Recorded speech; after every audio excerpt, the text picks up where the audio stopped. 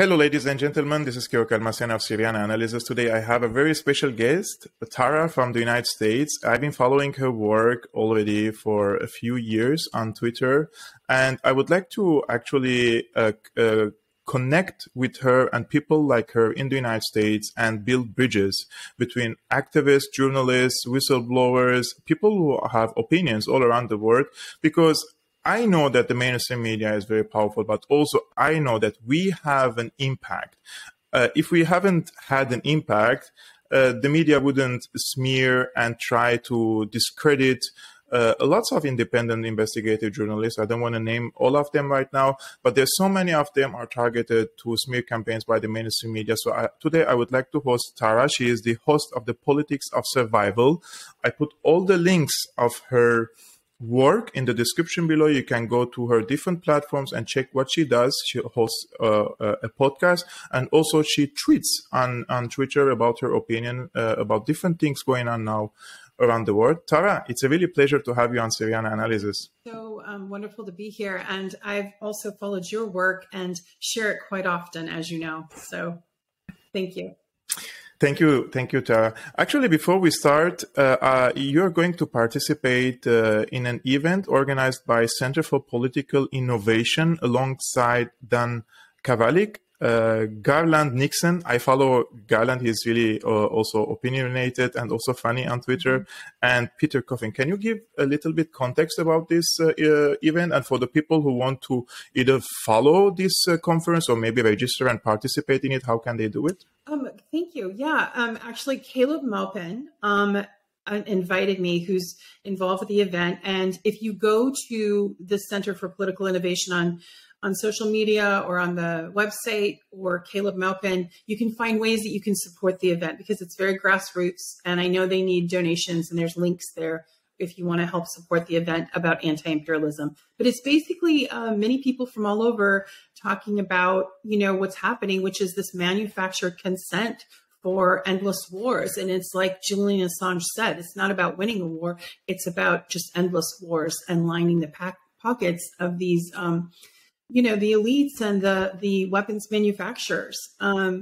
And the destruction that it's doing around the world is stunning. In the name of so-called democracy and freedom, it's been destroying infrastructures of sovereign nations, and people's lives, the imperialism that America engages in. So this conference is bringing together some people who have a lot of knowledge about history, international politics, geopolitics, and also Jesse Jett will be there if you want to follow him on Twitter. He is an activist that also puts his activism to music. So there'll be some music there and spoken word. So it'll be a really great event. And I'm really... Actually, it's really important for music to be part of political activism. To be honest, we have done a few political events here in Germany, and they were very, I would say, beautiful bands with beautiful music participated. And for example, I have held let's say a lecture on Syria, and then a band comes and plays the music, and they are really famous bands, but they are also anti-imperialist, and they would like to participate in it. So mixing art, culture, music with political activism has always had its very important impact on the minds and the soul of the people, because the music touches people's souls as well. But speaking of imperialism and anti-imperialism, some people perceive the war, let's say, in Ukraine as a struggle between imperialist forces headed by the United States and Russia, which is trying to stop the expansion of NATO towards eastwards. Do you share this position that this is a struggle of power between two blocs, one of which is trying to expand eastwards or trying to impose its hegemony on the rest of the world, and here Russia is trying to stop the expansion of NATO, or there are other aspects? Yes, that analysis is pretty right on as far as NATO, which calls themselves a defensive force, but in no way are they defensive. I mean, history cannot lie, and the amount of civilians that have been killed in the name of NATO's defensive, forces, but it's been offensive. And the expanding eastward has happened over the last couple of decades and increased at least 4 or 5 times just in the last decade alone. And in the last 8 years, of course, in the Donbass region, Russian nationals have been murdered, 14,000 by neo-Nazi, battalions like Azov, and in Ukraine. And, this again goes back to 2014, right? When in Maidan, when Victoria Nuland and other Western, elites were exposed for backing a coup in Ukraine that was quite bloody and quite, awful, to put in a puppet government that would be more amenable to the USA and to NATO. And with this all, if you pull back and just look at the bigger picture, it's I think it's been accurately portrayed as a unipolar event trying to hold on to economic and military power, instead of recognizing that the world is moving towards a multipolar direction and it's moving eastward with the rise of China and Russia and so forth. So, to call it a proxy war, US and NATO proxy war against Russia using Ukraine, I think is pretty accurate.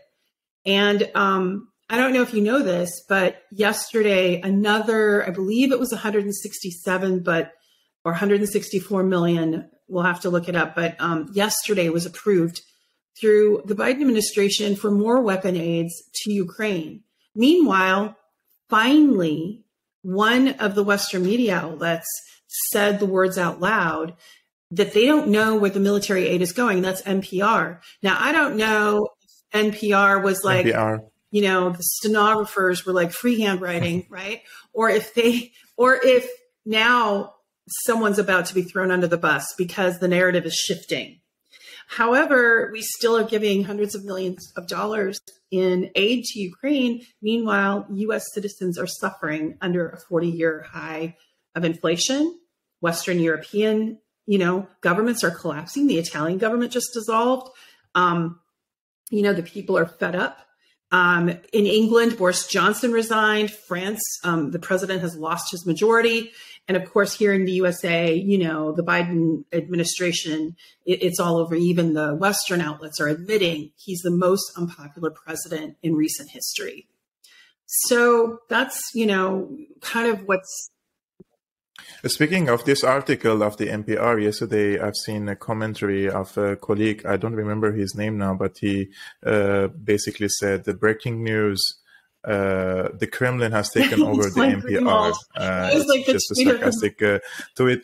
Yes, yeah, I think he was. And if we go back in just 2021, not even before that, the period between 2014 and 2021, the mainstream media was full of articles about the corruption of Ukraine, and Ukraine is the most corrupt country in entire Europe. And all this money, the influx of money that is going to Ukraine, there's a high probability that, as Julian Assange said about Afghanistan, that it's an endless war for money laundering reasons. This could be one of the biggest money laundering operations that we have seen in the recent history of NATO and the United States. Of course, Afghanistan was a little bit higher because it took 20 years, right? But there is something very strange happening in Ukraine. People aren't questioning if the United States is spending half the budget of Russia's defense budget as aid packages to Ukraine, then why Ukraine isn't able to make any advances, and where are these weapons are going? Why aren't they using it efficiently? There are so many questions people should ask, because this is not we're talking about very huge amount of money, and with this type of amount of money, you can actually you can equip an army and conquer a continent. Believe me, it's a very huge money, and still the Ukrainians are suffering every day. And we know that the numbers are very high, between 600 and 1,000 Ukrainian casualties per day. We're only talking about the fighters. And on the ground, the Azov battalion and their sister groups, although their numbers aren't bigger than the Ukrainian National Army, but they are part of the National Guard of Ukraine, right? And when we try to draw some distinctions or parallels, let's say with Syria, in Syria also, ISIS wasn't the biggest and the strongest force, but they managed to occupy 60% of the territory because they were well equipped and they also have a strong ideology. And this is similar to Azov and the other neo-Nazi groups because they believe in a cause. Of course, we disagree with their cause, but these people are genuinely interested and motivated to fight against Russia till the end. So when you send all these weapons to Ukraine without a mechanism of how these weapons are being distributed, believe it or not, most of these weapons will end up with Azov because they're the ones who will continue fighting till the end. So are the Americans asking these questions? Is the media in the United States raising these questions, or they're just blacked out? I mean, they don't want the people to know. Of course, the mainstream media wouldn't tell this, but aren't the Americans asking questions? The only government official that officially, asked on the floor was the Ron Paul, but he only asked the question. He didn't follow up. You have a majority, all the Democrats voted for it, including who they call here in the USA as the squad, that consider the most progressive. They all voted for more weapons to go to Ukraine, including Bernie Sanders. So it's stunning. And you mentioned you were asking about media, but I've only seen the NPR and mainstream media ask the questions, very few little articles about it. In fact, one stunning thing was the kill list that the Ukrainian military has. And a journalist named Ava Bartlett that's on it, who was on my show, The Politics of Survival, she, instead of getting support, because she has a Canadian and a U.S. passport, from either of those governments for being on a very serious kill list where their journalists were murdered that were on that list, instead they did a hit article on MSNBC on her and some other journalists that are not following the U.S. State Department narrative or and then, of course, you have revelations that have been made about MI6 involvement in trying to silence any media dissent or talking about this conflict in a real way. And that was Paul Mason working collusion with MI6 to try to bring down Gray Zone Consortium, Mint-Free. And of course, you've been observing a lot of, independent investigative journalists being deplatformed, demonetized, threatened. Patrick Lancaster just had to take a break because he was threatened and doxxed. I mean, they're still hanging on to it by a thread, but I feel like there's a shift. The American and European economies are collapsing. And at some point, they're going to stop the spigot of money going to Ukraine, but I don't know when.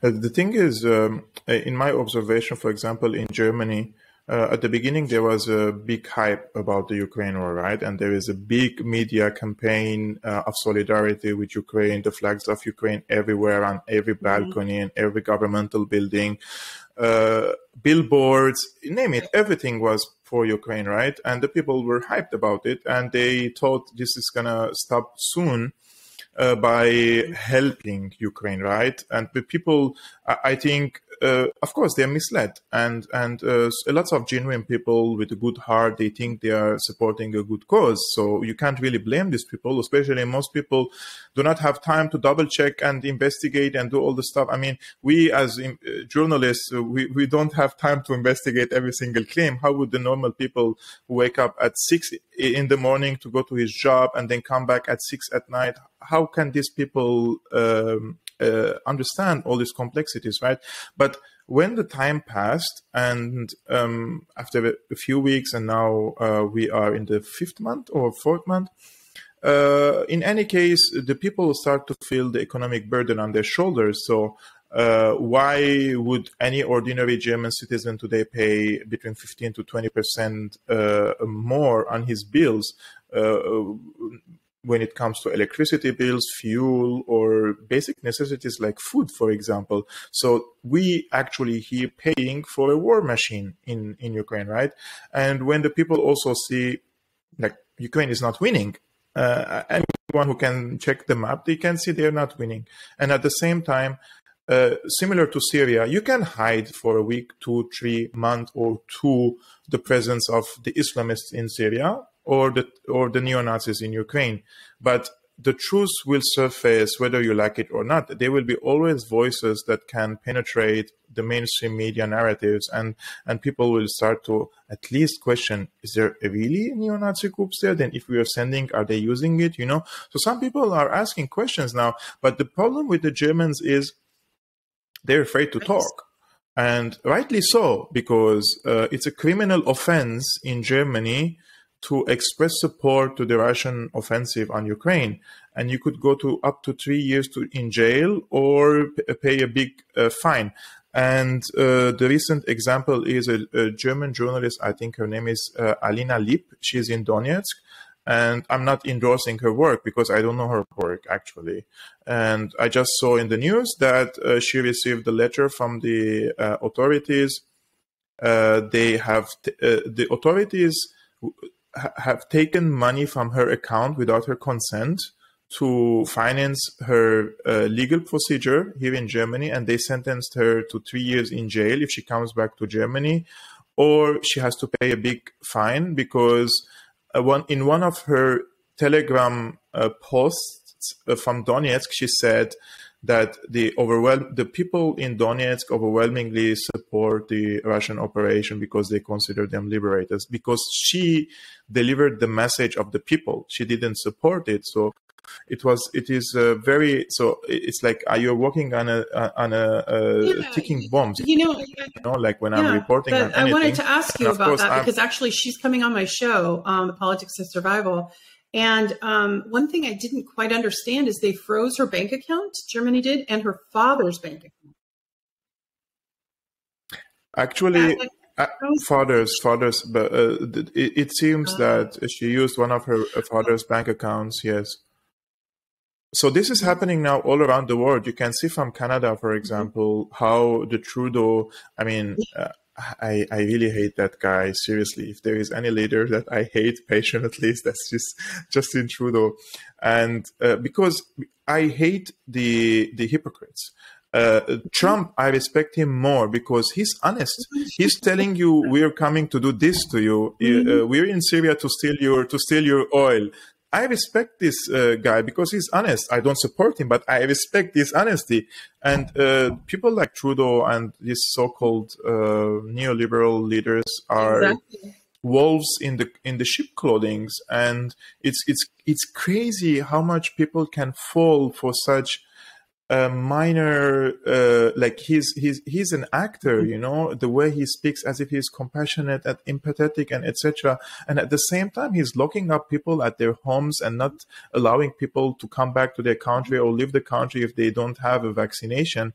So I truly do not understand how can people let these things go without questioning their leader and then re-electing him, Well, I can only speak to the USA. I'm not in Canada, but very close neighbors. And you see Trudeau doing the same thing that Biden does. It's like, look at what I say, but not at what I do.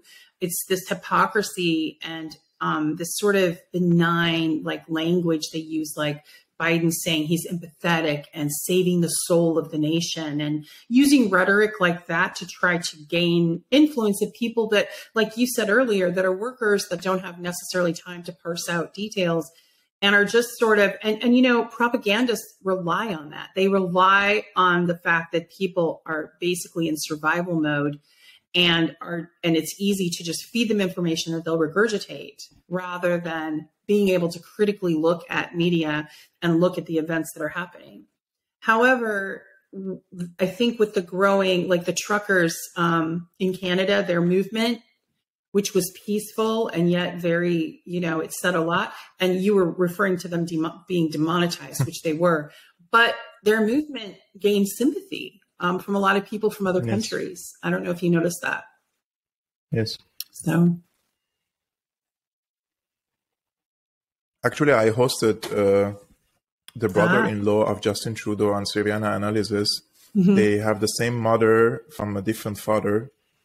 And because I really wanted to understand the situation in Canada, because during the pandemic, it was crazy. In Canada, Australia, and New Zealand, they adopted brutal measures, and it has driven the people into complete mental, I would say, disorders, because we are humans, and locking up people in their homes, not allowing them to go out like they did in Shanghai, for example, and for a virus that I don't want to mention now statistics because YouTube will demonetize and try to take my channel. I'm not a scientist, YouTube. Okay, I understand that. But you know what I mean.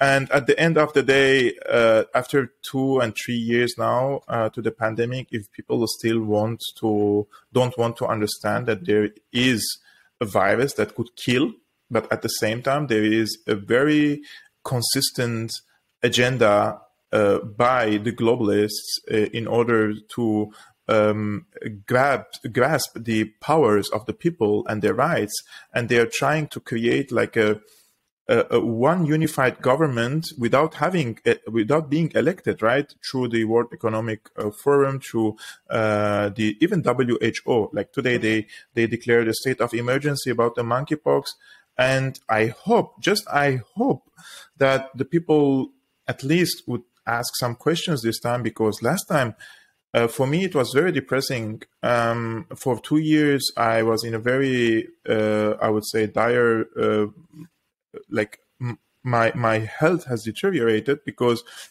not because of the measures, but because I see lots of people falling for it, and they are willingly giving up their freedoms, their rights, their like basic rights, in order for an illusion that they think they're protected, and they're not. And first job, second job, third job, fourth job, and you can still get it, right? And one of my relatives in France, he's 82 years old. He got his fourth job, of course, and then he got corona, and he was hospitalized, and he was on a ventilator. And then now, after he woke up from the ventilator, he has lots of health issues.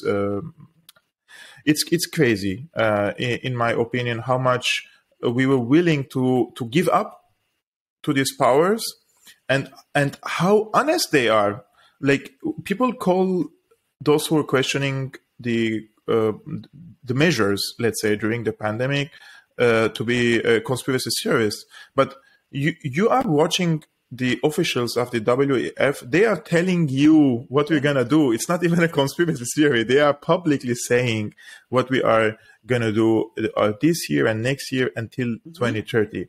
But if we go back to the Ukraine war, do you find distinctions in the United States based on party lines or ethnic lines? Of like, you see, lots of Americans are now on Twitter. They aren't sympathetic with Ukraine, right? So how can we divide these people? Can we divide them on party lines or ethnic lines or imperialist, non-imperialist? How do people perceive the Ukraine war in a way that they don't want to support Ukraine? Of the blue and yellow flags in the bios and American and Canadian and Western European Twitter handles, like, you'll notice there's like a decline, and the ones that you do see are usually not named, and they're like bots or troll farms, or what you would call, so they're purchased to try to, inflate. But, you have a proxy war that's being funded at $57 billion. That's $500 billion that the U.S. alone has sent to Ukraine. Think of what that could have done for U.S. citizens had it been allowed to be used, because there's been literally nothing put towards infrastructure, education, housing. We now have over 500,000 people homeless. We now have the highest food insecurity that we've had in recent history.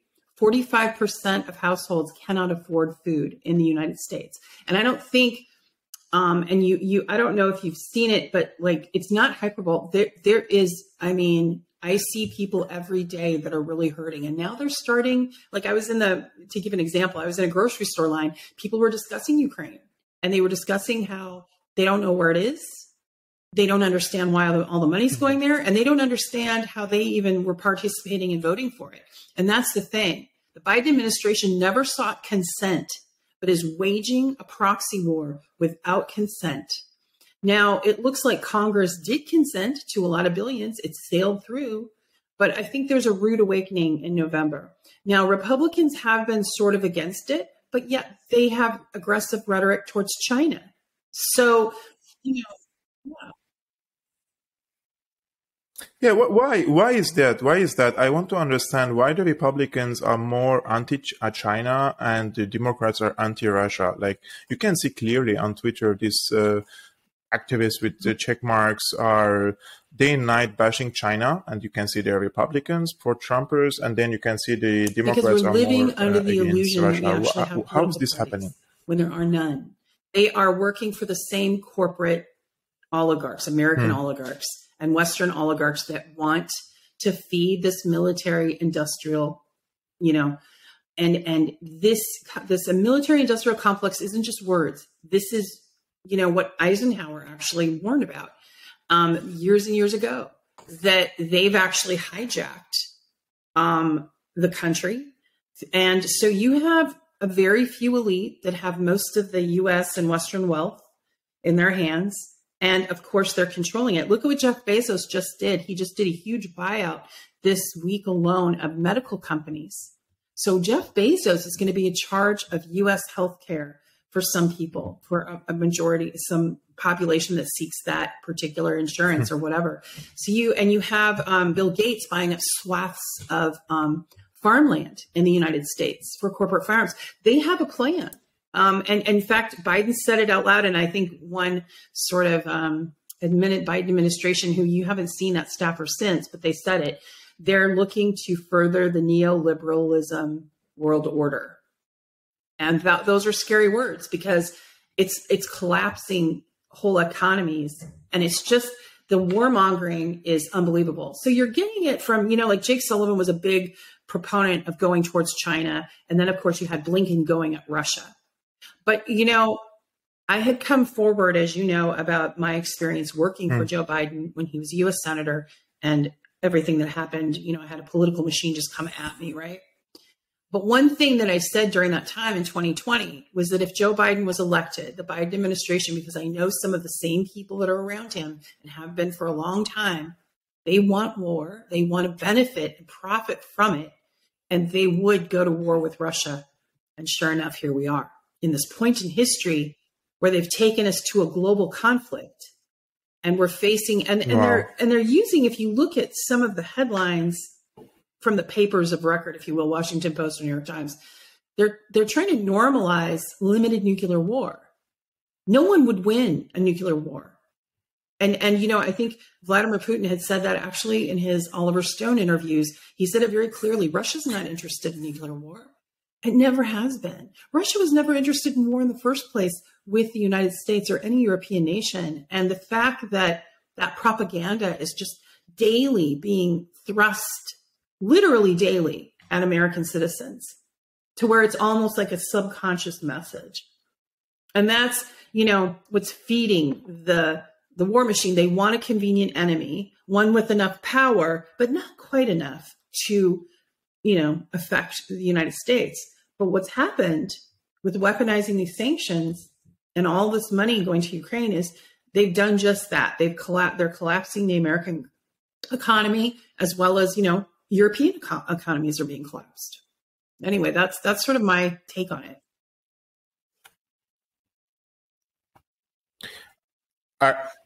Yes, actually, the economies in the West are hit hardly by this war, and we can see that Russia obviously was prepared for this scenario, the sanctions, and they were actually improving their relations with China, with India, with the BRICS countries, and with the war in Syria that apparently the regime change war of the United States has failed there. With the help of Russia, Russia has improved its status on the international level. But when we are heading towards a multipolar international system, it's also unfortunately increasing the polarization in the world. And I do believe that this is a very dangerous time to live in, because there are people in positions of power, the elites, I would say, especially in Washington and Brussels, they have no intention at all to give up any of their powers that they have gained in the past century, especially after the World War II till the Cold War, and then they were like absolute rulers, right, of the world. So I'm afraid of a scenario that could lead to escalation with Russia, and this is not going to end up like with tens of millions of. This is going to end up with tens of millions of people will perish, including people in Europe. And I think the biggest the people who will pay the biggest price are the people in Europe, because the battlefield will be here. So in my opinion, the American administration, the current administration, they push the Europeans to face Russia, to weaken the European economies, to especially Germany. And we can see this, how some German parties, especially the Greens, and the Greens are not like in the United States here, they're very pro-NATO and very warmongers. There is a plan of deindustrialization of Germany through this so-called green energy projects, that they are sending thousands and thousands and thousands every month of people jobless because of their green project. And now with the sanctions on Russia and stopping the Nord Stream 2, lots of people lost their jobs, and the minister from the Greens went to appease the people, and he was booed by the people, and told him to they told him like, we need our jobs back. So how are these officials gonna take care of their people with these policies? This is very crazy. They're putting the American interest over their own, at least, national interest, and to their people's interest, right? And I don't see any way out of this now. It's going to end up with, and this is not my wishful thinking. I'm a person who follows maps, and I can see, like, when I watched the maps from the first few weeks, and I told my Ukrainian friend, this is a lost war. And he was like, no, we're going to be victorious till the end. And you can see the Russians, the strategy they adopted. How are they going to conquer Lugansk, Donetsk, Mariupol till Odessa, to turn Ukraine into an inland, because Ukraine has a very strategic, geopolitically speaking, important position. So all this struggle is because of the proximity of Ukraine to Russia. It borders with Russia, and at the same time, it's very important position on the Azov Sea and the Black Sea, that also the boats can go to the Mediterranean. So they want to keep Russia away from the international waters, right? So it was clear for me that Russia is gonna win this battle, and it will win. And I'm again saying this. This is not my wishful thinking. I'm a person who follows the maps, right?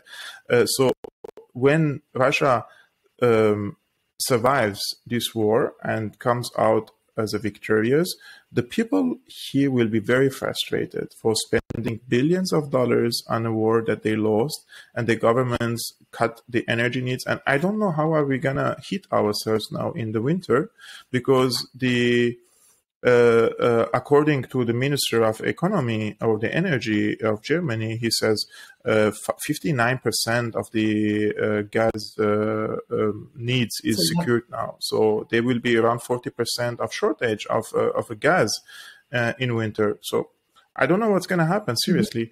But in the United States, because I'm following a lot of Americans on Twitter, do you share my observation that a considerable number of African Americans doubt or question the official narrative of their government? Except and why I can just speak from observation like you. And what I'm observing is a pushback.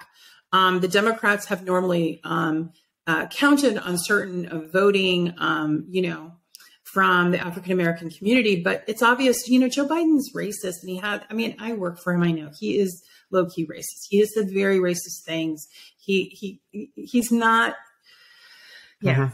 So, I think that you have a realization of how difficult people's lives are being made, regardless of race at this point. So you have, he has right now an approval rating of less than 37%. And they push up the number, so it's less. Some statistics show 26%. That is the lowest I've ever heard of in my lifetime for a US president. And, frankly, I didn't expect him to be this bad. But, I thought, but then again, they had an agenda, and that agenda is causing harm, to the world.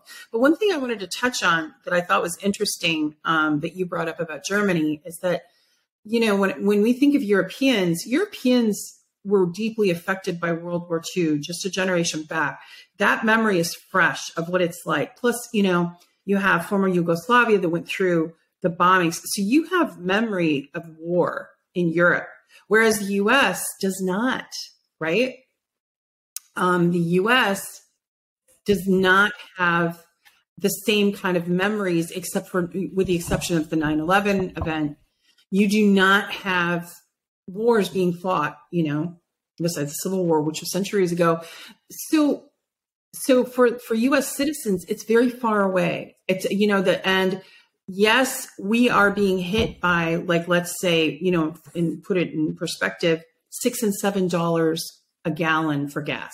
That impacts workers that only make $15 an hour, right? So half their wages go towards getting to work, right? Back and forth. So we're being hit by that. But like in Germany and European countries right now, you're facing winter with burning wood and having no, going to those kinds of sources because you're not going to have heat. And I would assume that Europeans are really getting upset about the way their economies have been tanked. And in Italy, of course, you saw last week, there was a dissolution of the government and people very upset between the COVID and whatever. And the other thing I wanted to touch on when you brought up that, not to get your YouTube channel, whatever. Matt Taibbi did a great quote. He said, we're not even allowed to have the discussion anymore. And that was a poignant quote. He was talking about COVID, like we're not even allowed to say the word or to have the discussion or to ask the questions because, these pharmaceutical companies made a lot of money. They made billions. We had our first trillionaire in the USA, the first person to make $1 trillion in history of the world in the US. And it's obscene. That much money is obscene in the power of just a few people. So yeah, it's okay to question it because if you have a monetary interest in a vaccine, of course you're going to push it. And of course, there's an agenda there and it's okay to question. We should be allowed, we should have the freedom. So even with the US screaming about its First Amendment rights of free speech and journalism, freedom of the press, it's an illusion. We're not really free. Now, Germany has taken it to the next level with imprisoning people, for saying certain things. I know that my Twitter twice has been banned in Germany because I get the little message from Germany whenever I do my thing. Yeah. What is this? There are accounts withheld in Germany. Like I follow some people and they say I can't see the tweets of these people because according to the German laws. Yeah, so it's a way of keeping everything shadow banned, the real information shadow banned. What and does of course, mean? you mentioned early in our conversation about how Germans are silent.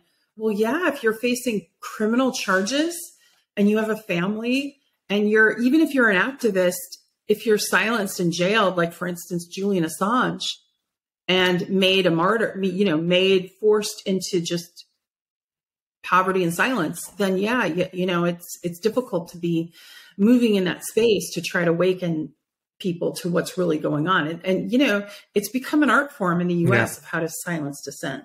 And, so.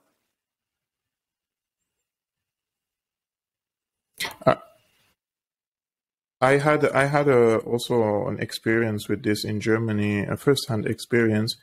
I think when I came in Germany in 2015, at the beginning of 2016, I started my political, let's say, activism, participation in conferences. I held some lectures on Syria in order to educate the people, and this angered some people in Germany and. In 2019, the media there was a coordinated media campaign against me. At the same day, two major public outlets in Germany, one of which is a television and the other one is a newspaper, they have written about me, that there is this one, they call me a propaganda warrior for Assad. They say things about me,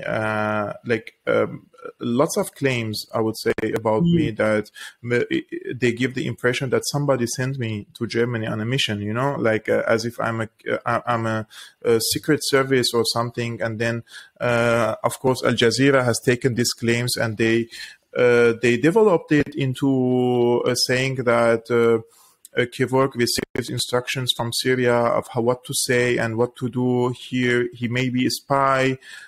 So it was crazy how much the amount of claims and smear campaigns against me, to extent that they started to translate it into Arabic. And there are so many Syrians living in Germany. They came with the refugee influx of the refugees who are anti-Assad, but some of them are very radicals. They are Islamists. They support al-Nusra. They support ISIS. And the media, what the media does is they don't say like, oh, this guy is evil, go and kill him. They just demonize you into extent that they're lone wolves or even organized. They act accordingly because they think you are an evil person trying to harm them or do something. And I've been targeted to several fights in the street. Like I'm walking and then people attack me in the street, try to hit me. One person attacked me with a knife. And all because of this media campaign. So what I'm saying is the media is very aggressive, and they are very they know what they do. They don't say this is a smear campaign. We're making a report about Kevork and we think he's this and that, right? But there is consequences. There are consequences, and you tell them, and they only stopped. They only stopped in August 2021. Last time somebody attacked me in Germany and he tried to hit me in the face. And I went on Twitter and I tagged that journalist. I call him a bulldog because he's a bulldog. Every time something happens, he writes about me in the German media. And I said, if something happens to me, this guy is responsible. And I tagged him on Twitter. Only then he stopped, because there is now a legal responsibility. And if something happens to me, and I'm always worried when I walk in the streets here that somebody would come from behind my back. So I have to watch my back all the time. So what I'm trying to say is the media is nowadays is the lapdogs of the government, and they really harm people. Like what do you do, and what I'm doing that can harm? We don't harm people. We're just giving opinions, and we're trying to form some public opinion for the people, and we're not trying to harm anyone. Only these elites who are truly sucking the blood of the people that they consider as a threat, right? And thankfully, we are able to use these tools on social media to deliver our voices. And I just hope that people would be more involved in politics, because even if you're not interested in politics, politics is interested in you. Was that Eisenhower's quote? I'm not sure, but one of the American presidents was saying something about this. But speaking about presidents, I want to end up with you, Tara. This is a very interesting discussion with you about Tulsi Gabbard. Does she have any chance in 2024? And do you think Hillary Clinton, right now it's Trump still too early to tell, because in the election all those candidates, except for Trump, I mean, he's making it clear he will be in that race. Hillary Clinton is a megalomaniac enough to believe that she might be able to gain her support, but she won't. And I think it's a mistake. Tulsi Gabbard has been labeled a Russian asset, as you know. As I have been publicly named that. And so whenever you depart from this, the warmongering stance, and you actually use buzz phrases like there should not be endless wars, which is a buzz phrase she used in the debate, that was enough to call her, to that. But I mean, if she decides to run, I think she would have a definitely, garner support, particularly with, certain factions politically, even independents. But I wanted to go back to what you described, which I'm really sorry you went through that and that you are going through that. That's terrifying to live in a community where you have to live in that kind of fear. And I empathize with you. And also, as you may know, when I came forward in 2019 and 2020, I was a target as well by mainstream media, Washington Post, AP, New York Times. They did multiple hit articles on me. But they elevated, particularly this one journalist, Edward Isaac Dovere, from The Atlantic. They elevated that I was this Russian asset to cover up what Biden did to me when I was his staffer, to change the conversation. I did make public statements. I was writing a novel and I was writing about Russia, and I'm still actually working on that. But I did make positive statements about Vladimir Putin, and I stand by those. And I also received, as soon as they, asserted that I was a Russian asset, I received death threats. I lost my housing. I had to move. I lost my work. I was threatened with prison. It was really bad. And, they were able to try to change the narrative instead of about what Joe Biden did to me in 1993, which had nothing to do with Russia and had nothing, I was a U.S. citizen working for a U.S. senator in the U.S. Congress, area when this happened, and it had nothing to do with that. What I would say,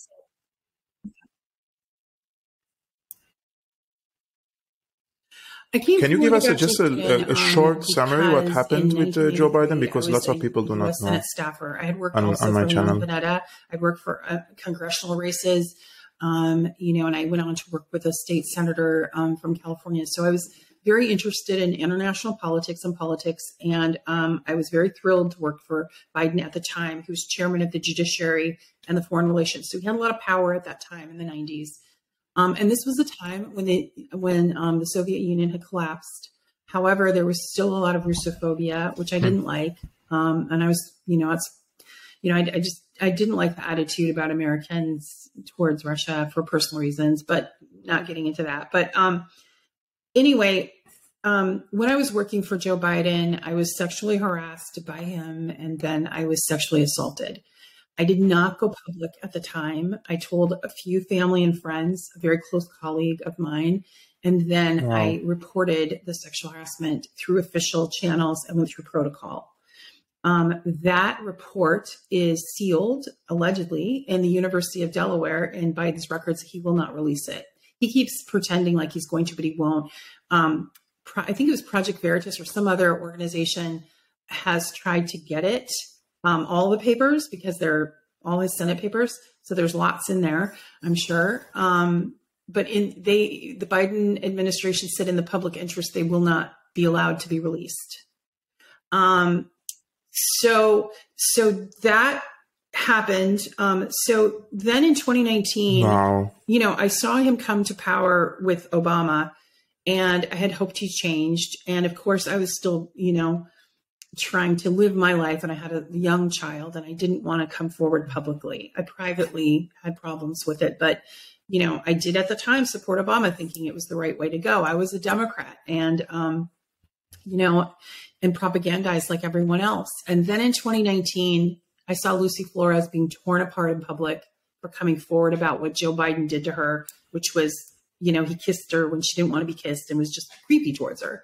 And she spoke out and then just got eviscerated. And she was a young politician. It destroyed her career. And the other 7 women that came forward were equally called mentally imbalanced, all kinds of names. The media just attacked all of them. So this time my daughter was an adult, and I decided it's time for me to speak up. And I did. And the result was having this political machine come at me via the media and troll farms and whatnot. And just, like the threats with prison and all of that. So that's what I went through. And I decided to use the small platform I have, to help educate people about sexual violence and to raise up those survivors that get silenced, but also to, raise awareness about imperialism and how the United States acts imperialist, and push back against Russophobia. They were calling me a Russian agent or whatever. And then the New York Times printed this thing saying, oh, she has an online Russian boyfriend. Well, I didn't. But even if I did, who cares? And I'd be lucky to have a nice Russian boyfriend, right? I would. And what is this? What have we become that we demonize a whole nation with a 1,000-year history and cultural contributions in science and, countless ways? I can't stand with it. So that's why I've been very outspoken about it. And I feel very passionately that, the bigotry needs to end towards Russia and all that propaganda. So what I didn't get into, and just briefly, I'll just say Time's Up was an organization in the United States that was supposed to help victims of sexual harassment and assault when the person is powerful. The founders of Time's Up, Tina Chen, Hillary Rosen, and all of them were already on Biden's payroll. And I didn't know that. And I went to them for help. And they didn't tell me. Anyway, they've been exposed because they were colluding with Cuomo staff when the Cuomo survivors came forward and there was records that were, made public. They said things like, well, just do what Biden did. You can now victim shame on the record. And so this Time's Up, this Me Too sort of movement was used to protect the elites, like a catch and kill, from their sexual misconduct, not to help survivors. They got exposed and they had to all resign. But Tina Chen last week was just appointed vice president of the Obama Foundation, even after exposure of corruption.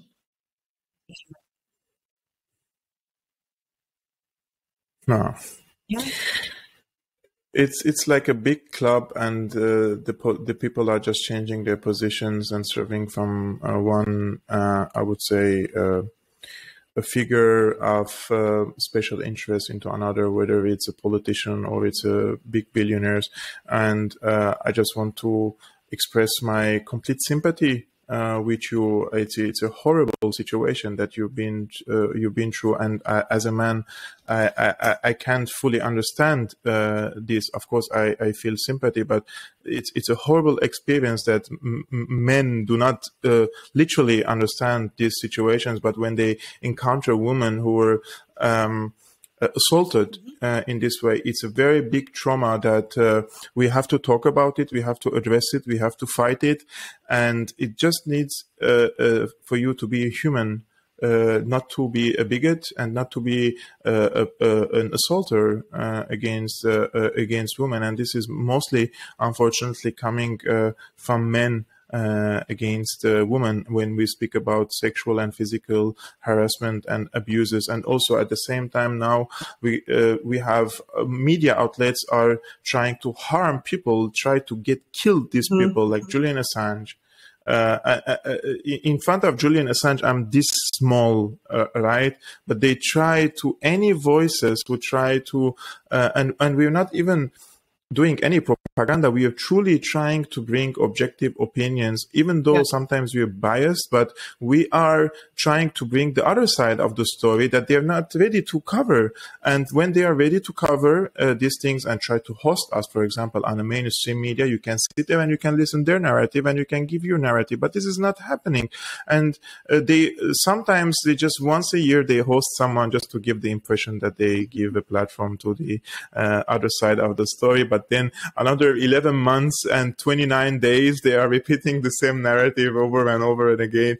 It's like, where is this so-called press freedoms and democracy that they talk about? Like, I understood quite well when I moved in Europe now how the establishment is in charge and how they can keep the people in control. But Tara, this was an amazing chat with you. I'm very happy that I did this. I would say it's not an interview, it's like a friendly chat with you. I'm sure the audience of Syriana Analysis, they appreciate your insight, your input, and I would encourage them all. Guys, as I mentioned, the links in the description below, please go and follow her podcast and her on Twitter and show some support to her work, because we have to connect together. We have to build bridges. Me, I'm bringing her on my channel, and you also part of it. Go and thank you so much for having me. Such and people, I just try to amplify their voices as you move forward. And and, really expose, some of the lies that are being told to us as citizens. It's important. Your voice is important. So I hope everyone can support you and your work, and you're welcome to come on Politics of Survival as well. I hope to have you soon in the future. So I'd love to hear. Good. Okay, great. Thank you so much. I would really love to. I would really love to be your guest soon. Guys, please share this video. Tara had I think it's a very beneficial what she said for lots of people. It's eye-opening also. Please share on all social media platforms and support Syriana Analysis also by subscribing.